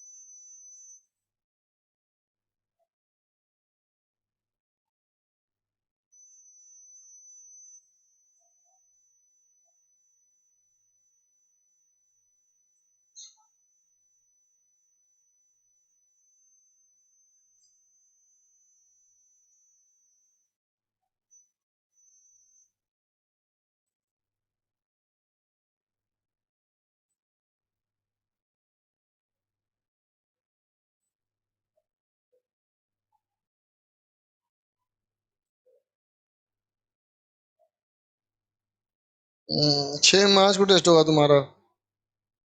ज्योमेट्रिकल ऑप्टिक्स रहेगा, KT thermodynamics, string wave, sound wave, है ना। 6 मार्च को टेस्ट रहेगा, 6 मार्च।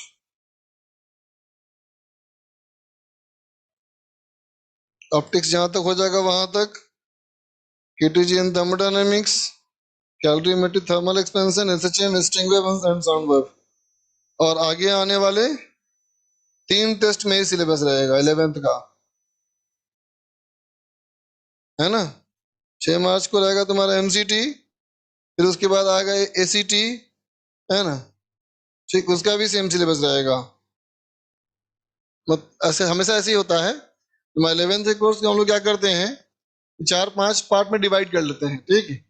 और हर टेस्ट में उसका अलग अलग सिलेबस रहेगा। जैसे मान लो अभी सिलेबस है एसीटी, एपीटी, एमसीटी, 3 टेस्ट होगा इस तरह से। तो तीनों के में 11th का सेम सिलेबस, ठीक। फिर अगला आएगा, अच्छा एमसीटी 1 हुआ, फिर होगा एमसीटी 2, उसमें अगला रहेगा आरबीडी रहेगा, सेंटर ऑफ मास रहेगा, वॉक एनर्जी रहेगा, है ना। फिर वैसे ही चलेगा 3 टेस्ट। इसका मतलब, कहने का मतलब ये बेटा तेरे पास इंप्रूव करने के 3 मौके हैं, रिवाइज करने के, है कि नहीं? तो अच्छे से प्रिपेयर कर ले। 23 बार तो 3-3 बार हर किसी का मौका मिलेगा, और तुम अच्छे से रिवाइज कर सकते हो हर चीज को, पूरे 11th को। इसलिए बोल रहा था 11th में अगर तुम्हें 60-70% याद अगर है ना, तो प्रेशर मत लो, टाइम रहेगा। वैसे प्लान किया हुआ है कि तेरा चीजों का रिवीजन होता रहेगा, लेकिन बस उस पर हमेशा फोकस रखना अपना। हम्म मार्क्स अपने आप आ जाएंगे बेटा।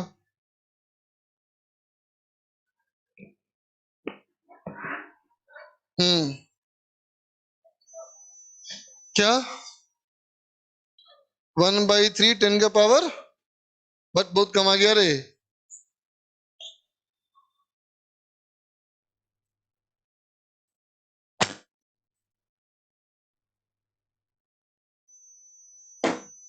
इस तरीके से ये पढ़े, कहेंगे देखो चींटी चल रही है इस लाइन पे ना बेटा, चींटी चल रही है इस लाइन पे, इसका मतलब इमेज में यहां पे चलेगी, बोलो है कि नहीं। यहां से कितना ऊंचा, तो कहोगे यहां से 2 मीटर ऊंचा, जो कि 2 मीटर नीचे था ना बेटा, ये है कि नहीं। फिर बोलेंगे ये विंडो है, मिरर हमारा विंडो है, खिड़की है ना बेटा, तो इस खिड़की में कहां तक दिखेगा हमको, ऐसे लाइन ड्रॉ कर देंगे, ऐसे लाइन ड्रॉ कर देंगे, तो कहेंगे यही दिखेगा ना हमको, बोलो। मतलब चींटी जब यहां से यहां चलेगी तभी हमको दिखेगा, समझ में आया ना बेटा। फिर देखो सिमिलर ट्रायंगल हो गया ना, तो बोलो इसकी ऊंचाई कितनी है, 1 मीटर ना, 1 मीटर, तो इसका मतलब हो गया 100 सेंटीमीटर, बोलो। डिवाइड बाई ये कितना है 20, तो 100/20 इक्वल टू, अब बोलो बेटा ये कितना मान लिया x, और ऊंचाई कितनी है बोलो 3 मीटर। तक कहा था हमने, क्या हाइट बाई बेस कहा था ना, तो यहां भी कहो हाइट बाई बेस, हाइट कितना हो गया पूरा 3 मीटर है बेटा, 300 सेंटीमीटर डिवाइड बाई x, तो कितना हुआ 0 0 कट गया, 0 0 कट गया, x इक्वल टू कितना आ गया बताओ 60 सेंटीमीटर। तो इसकी तो स्पीड है ना कांस्टेंट, तो s बराबर v इंटू टी बोलेगा ना बेटा, क्योंकि वेलोसिटी मिलीमीटर में है तो इसको भी मिलीमीटर में कर लो, तो कितना हो गया बोलो 600 millimetre equal to 2 into T, तो टी हो गया ना बेटा 300 सेकेंड, इसका मतलब 5 मिनट तक दिखता रहेगा चींटी ये। आगे बात समझ में क्लियर।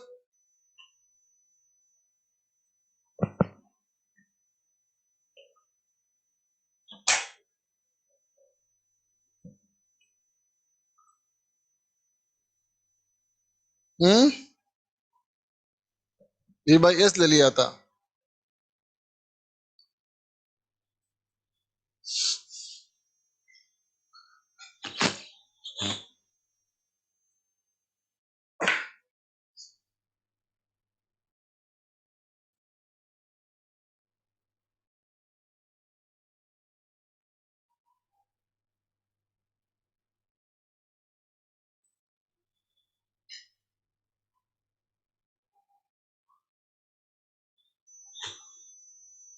क्या मतलब हुआ इसका,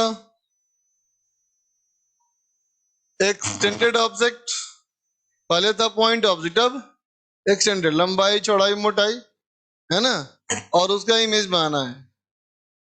देखते बेटा, ये कहे हमारे पास मिरर है बेटा, और इसके सामने रखा है ऑब्जेक्ट, और कैसा है बेटा ऑब्जेक्ट एक्सटेंडेड, लंबाई चौड़ाई मोटाई बॉडी में है ना, तो उसकी लंबाई चौड़ाई और मोटाई के लिए बेटा मैंने यूथ में कह दिया कि चलो तुम सोचो एक्स एक्सिस और वाई एक्सिस और जेड एक्सिस बेटा, ठीक है, ये लंबाई ये चौड़ाई और ये मोटाई तुम सोच लो, है ना। तो हम लोग तो बिल्कुल समझते हैं बेटा एक्स वाई तो सही बनाया है मैंने, जेड थोड़ी बनता है ऐसे, जेड तो ऐसे होता है, बोलो है ना, लेकिन मैंने ऐसे बना दिया है कि ऐसा ड्रॉ तो कर सकते नहीं, ये बोर्ड को तोड़ना पड़ जाएगा, ऐसे करना पड़ेगा, इतना मेहनत वाला काम ना किया जाए।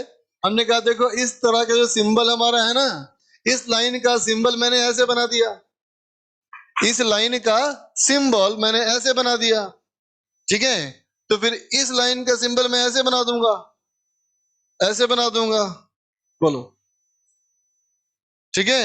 हम समझें कि ये लाइन का सिंबल ये है, तो ये लाइन का सिंबल ऐसे, तो मतलब ये लाइन किसी का सिंबल नहीं फिर तो है,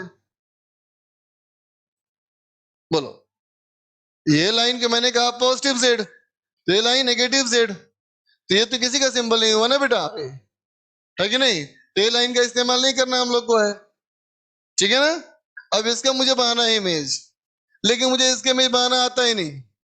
मुझे बनाना आता है किसका? पॉइंट का। भी सिखाया पॉइंट का, हम तो बनाएंगे पॉइंट का, पूछे कुछ भी बनाएंगे पॉइंट का, है ना। तो कहेंगे देखो ऑब्जेक्ट चाहे कितना बड़ा भी हो, वो तो एक पॉइंट है ना, वो तो एक पॉइंट है ना। बस पॉइंट को पॉइंट सोचो, तो पॉइंट को सोचो पॉइंट से, तो कहोगे object distance equal to image distance. Object और इमेज की लाइन कैसी बनेगी? मिरर के प्लेन के परपेंडिकुलर। तो कहेंगे इस लाइन को हल्का सा एक्सटेंड करते जाओ आगे धीरे धीरे करके, और प्लेन से परपेंडिकुलर चले जाओ, और जितनी दूरी यहाँ है ना उतनी दूरी यहाँ भी रख लो, तो कहेंगे ये हो गया हमारा इमेज। तो ओ का इमेज हो गया ओ डैश। ठीक है बेटा। अब कहेंगे देखो जो एरो मार्क किया हुआ ऐसे है ना, हम समझेंगे कि ये भी एक ऑब्जेक्ट है ना बेटा। हम कहेंगे चलो अब हम इसका इमेज बनाएंगे, इस वाले पॉइंट का। तो कहेंगे ये भी कहेंगे object distance equal to image distance. बोलो तो ये वाला पॉइंट मतलब यहां बन जाएगा, तो जो एक्स था वो क्या बन जाएगा? X dash. इसका मतलब पूरी ड्राइंग ऐसे बन जाएगी। तो तरीका समझ में आया ना। कोई भी ऑब्जेक्ट हो तो क्या करोगे, उसके दोनों एक्सट्रीम पॉइंट का इमेज बना के दोनों को जोड़ दोगे। ठीक है। अब चलो इसकी बात करते हैं बेटा। तो इसकी जब बात करेंगे तो कहेंगे इससे भी कहेंगे ड्रॉ करो ऐसा लाइन, है ना बेटा। तो कहेंगे देखो अगर ऑब्जेक्ट इमेज की दूरी बराबर है, तो अगर ये ठीक इसके ऊपर था तो ये भी ठीक इसके ऊपर मिलेगा, मुझे मिलेगा ना। तो ऐसे बन गया मेरा वाई एक्सिस। बोलो तो ये हो गया वाई डैश। ठीक है बेटा। अब देखो जेड जो हमारा है वो ऐसा ऊपर है ना, ऐसा बोला ना। तो इसका जो है कि नहीं, तो दिखा ना बेटा, जैसा ये है बिल्कुल वैसा ये भी है ना। तो जैसा सिंबल तुमने यहां दिया था वैसा सिंबल वहां भी दोगे। तो इसका सिंबल तुमने ऐसे दिया था तो इसका भी सिंबल ऐसे ही दो। बोलो जेड डैश। ठीक है बेटा। ये लाइन देखो, है ना। तो कहोगे ना जितना बड़ा ऑब्जेक्ट है उतना ही बड़ा इमेज है। बोलो बेटा, है ना। तो मेरा पहला पॉइंट बन गया। पहला पॉइंट क्या बन गया? बोलो size of image is equal to size of object. मतलब साइज छोटा बड़ा नहीं होता इसमें, है ना बेटा। ठीक है। और जितना दूर ऑब्जेक्ट होता है बेटा, है ना, उतनी ही दूर इमेज होता है। Object distance equal to image distance, है कि नहीं बेटा, है ना। देखना तो एक्स एक्सिस का इमेज जो बना है वो सीधा बना है कि उल्टा बना है? उल्टा बना ना बेटा। तो क्या लिख देंगे? कैसा इमेज? इन्वर्टेड इमेज बोलेंगे ना उसको, है कि नहीं बेटा। किसके लिए? तो कहेंगे फॉर द डायमेंशंस। डायमेंशंस का मतलब लंबाई चौड़ाई मोटाई, है ना बेटा। कैसा डायमेंशन?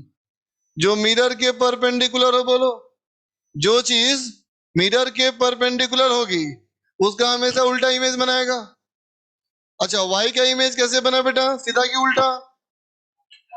देख के बताना। वाई की जो लाइन है वो मिरर के पैरेलल है कि नहीं? पैरेलल है। जेड का इमेज कैसे बना बेटा? सीधा की उल्टा? जेड का इमेज, जेड का इमेज ऑब्जेक्ट है ना, ऐसा बनाना इमेज, है कि नहीं। तो सीधा है ना बेटा इमेज। और जेड भी देख बेटा, कहोगे मिरर का प्लेन क्या है ना, पैरेलल। तो जो भी चीज मिरर के प्लेन के पैरेलल होती है उसका इमेज सीधा बनता है ना बेटा। तो क्या कहोगे? Erect image. इरेक्ट इमेज किसके लिए? For the dimensions. For the dimensions कैसा होना चाहिए? Parallel to mirror. ठीक है बेटा, समझा? ठीक है।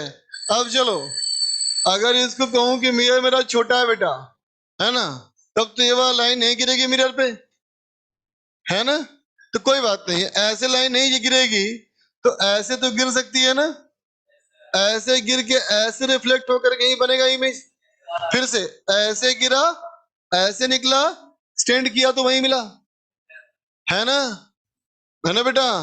कहने का मतलब बेटा कि मिरर चाहे तेरा कितना भी छोटा क्यों ना हो, इमेज हमेशा पूरा बनता है, चाहे ऑब्जेक्ट कितना भी बड़ा क्यों ना हो, है ना बेटा। ठीक है, तो कॉन्सेप्ट क्या बना, तो बोलेंगे complete image formation, complete image formation takes place, है ना बेटा, टेक्स प्लेस, है ना। No matters, no matters how large, how large is the object, है ना बेटा। इस बात से कोई फर्क नहीं पड़ता कितना बड़ा है, and how small is mirror. ठीक है, कभी बस में चढ़ा है, बस में बैठा है, बस कभी गांव से गुजरी है, देखते हो गांव की चाची लोग बस चढ़ती है बस पे ना, गांव की बस में चाची चढ़ती है तो चाची के पास एक छोटा सा डब्बा होता है ना, वो छोटे से डब्बे खोलेगी, उसमें तरह तरह का उसमें होगा रंग बिरंगा चीज, और इतना सा उसमें होगा मिरर, और उस इतने से मिरर में पूरा चेहरा दे बॉडी सब देख लेगी वो। ठीक है ना, लिपस्टिक काजल सब चेक कर लेगी उसी में। अब सोचो मिरर कितना छोटा सा ना, लेकिन पूरा इमेज देख पा रही है बेटा, मतलब पूरा इमेज बना तो होगा जरूर। अंतर ये था कि जब ऐसे रखे थे बेटा हम, है ना, तो पूरी बॉडी का फील्ड ऑफ व्यू नहीं आया, फील्ड ऑफ व्यू छोटा सा आया। अब दूसरा पार्ट देखना है तो उसको मूव करना पड़ेगा, है ना। हंस रहा है क्या, अरे गलत बोले क्या, सही एग्जांपल दिया तुमको बेटा, ध्यान सुनना भाई। तो छोटा सा अगर मिरर है बेटा तो तेरे बॉडी का छोटा सा पोर्शन दिखेगा। अब ये देखना है तो नीचे करना पड़ेगा, और ये कान देखना है साइड करना पड़ेगा। तो साइड करने से अगर तुम्हें दिख रही चीजें, मतलब इमेज बना है ना, तो चाहेंगे कहेंगे कितना भी बड़ा हमारा ऑब्जेक्ट क्यों ना हो बेटा, कितना भी बड़ा ऑब्जेक्ट क्यों ना हो, अगर इमेज इतू सा अगर मिरर हमारा है ना, तो कहेंगे देखो रे इसके ऊपर गिर सकती है ना, बोलो अगर रे गिर सकती है तो रिफ्लेक्ट भी होगी, इमेज बनेगा। तो छोटा से छोटे मिरर में बड़े से बड़े ऑब्जेक्ट का पूरा इमेज बनता है। हाँ, उसको देखने के लिए तुम्हें अलग अलग लोकेशन पे आना पड़ेगा। जैसे ये तेरा मिरर है बच्चा, अगर तू यहाँ पे खड़े होकर देख रहा है तो ऊपर का पोर्शन दिखेगा, यहां से खड़े होकर देखोगे तो नीचे का पोर्शन दिखेगा, समझा ना। लिख ले फटाफट इसको।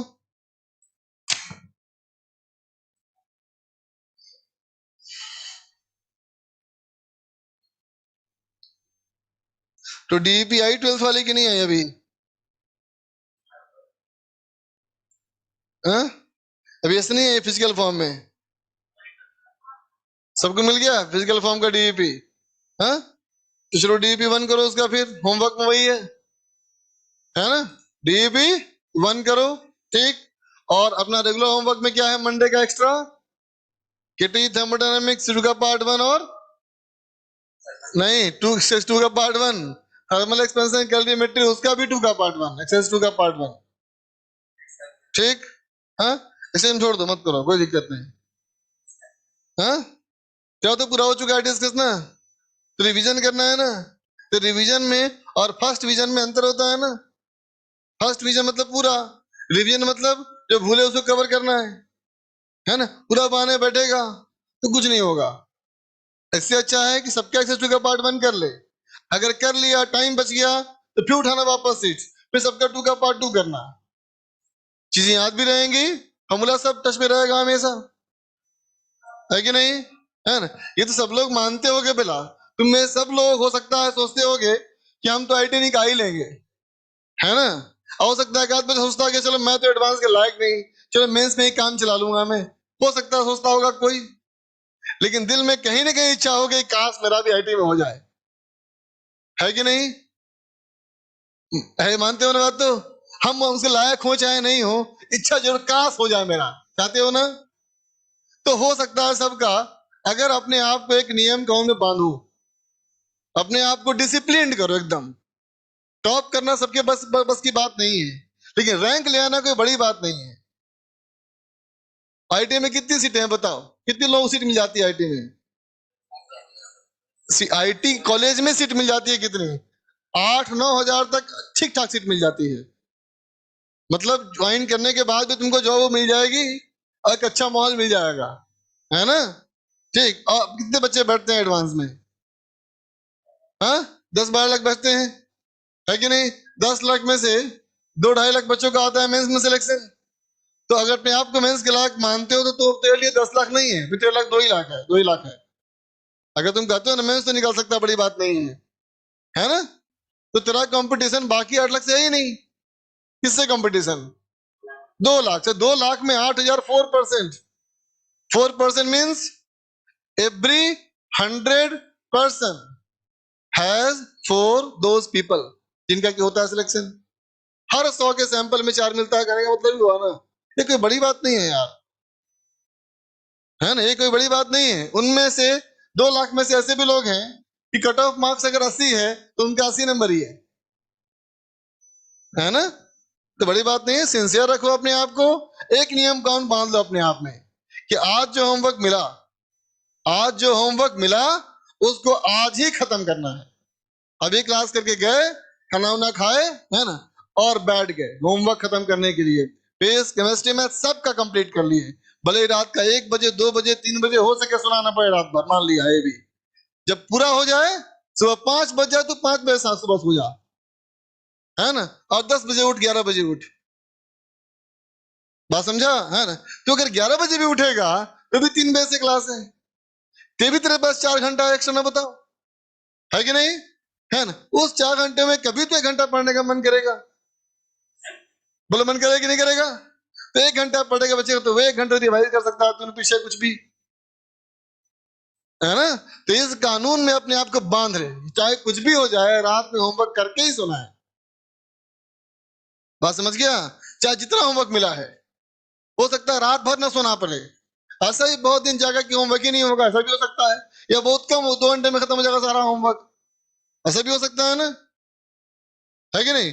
तो तुम्हारा अगर पढ़ने की हैबिट रहेगी तो तुम पीछे का रिवाइज लगातार करते रहोगे, मार्क्स अपने आप आते जाएंगे बेटा। मार्क्स की तैयारी नहीं करनी पड़ती, मार्क्स अपने आप आते जाता है ना? अपने आप को डिसिप्लिन में बांधो, है ना? खुद कसम खाओ कि ये तो नहीं करना है, जो दिन होमवर्क मिला उसको उस दिन ही साफ करना है ना? जब तक किसी क्वेश्चन पे पूरा दिल से मेहनत न कर ले, है ना, तब तक क्वेश्चन नहीं छोड़ना है ना बेटा? तब तुम वो स्टेज में आओगे।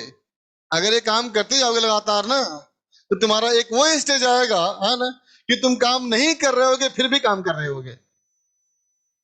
बात थोड़ी अजीब लगती है कि हम काम नहीं कर रहे फिर भी काम कैसे कर रहे हैं, है ना? हम काम कर रहे हैं तो काम हो कैसे रहा है ना? ठीक। तो होता ही है बेटा, जब हम पढ़ रहे हो तो पढ़ रहे होते हैं, और जब नहीं पढ़ रहे होते हैं, है ना, चल रहे होते हैं, तब भी कोई कोई कॉन्सेप्ट दिमाग में घूमते रहता है। वो भी पढ़ाई का ना बेटा हिस्सा है ना, बोलो। एक तो कर्म है बेटा, एक चिंतन है, चिंतन मनन है, वही पढ़ाई का हिस्सा है ना? ऐसा स्टेज आएगा, एक क्वेश्चन बनाएगा बनाएगा, नहीं बन रहा है, नहीं बन रहा है, नहीं बन रहा है, छोड़ देगा, सो जाएगा फास्ट छोड़ करके, है ना, और सुबह उठेगा तो तुमको मन करेगा कि उसी को फिर ट्राई करते हैं सवाल को, और बन जाएगा तुरंत। तो वो जो खुशी होगी ना, हैप्पीनेस फीलिंग होगी ना अंदर से ना, वो उसका अलग अलग फ्लेवर है बेटा, अलग टेस्ट उसका है एकदम। हाँ, लेकिन वो स्टेज कब आएगा? जब तुम क्वेश्चन से लगातार फाइट करोगे तब ना बेटा। हाँ, तो नियम बना ले, जो काम मिले उसको आज के आज खत्म करना है कैसे भी, है ना? तो तेरा सिलेक्शन हो ही जाना है, इतना पक्का मान ले। ठीक, चल पढ़ाई कर अच्छे से, बाय बच्चा।